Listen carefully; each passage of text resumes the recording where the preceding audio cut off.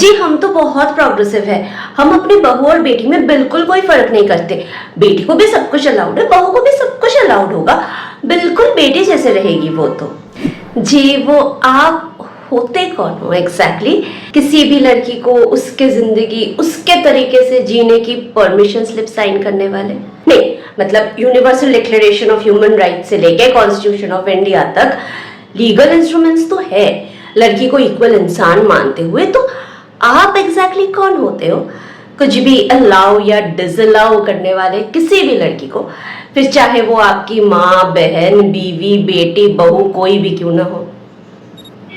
और by the way बहू बहू ही होती है, बेटी तो नहीं, क्योंकि बेटी होती तो आपके बेटी से शादी करना सिर्फ ऑकवर्ड नहीं मतलब काफी गलत भी होता नहीं।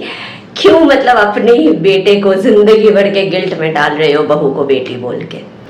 वैसे ये आपके अच्छे खानदान की प्रोग्रेसिव सोच बहू को बहू समझते हुए इक्वल इज्जत देने की इजाजत क्यों नहीं देती? आपके प्रोग्रेसिव सोच वाली इक्वल इज्जत का दायरा सिर्फ अपने घर की बेटियों पे आके रुक क्यों जाती है? दूसरों के घर के बेटियों के लिए आपके अच्छे खानदान की इक्वल इज्जत खत्म कैसे हो जाती है? और एक मिनट, ये अब से आपके प्रोग्रेसिव घर में बहू अपने मर्जी से रह सकती है मतलब? अब तक आपके घर में हर एक जनरेशन के बहू की जिंदगी अच्छे घर में बस अच्छे से दफना दिए जाते थे क्या? आपके प्रोग्रेसिव खानदान अपने बहुओं को अपने मर्जी से जीने नहीं दे रहे थे क्या इतने सालों से? क्यों?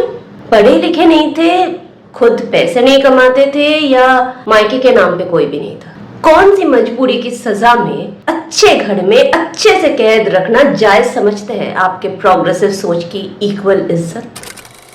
You know, when it comes to gender studies, really educate yourself at your own risk. You will lose the privilege of never having to notice gender-based discrimination and violence in your own home against your own mother and grandmother. You will lose the comfort of never having to realize subconscious sexism in your own self.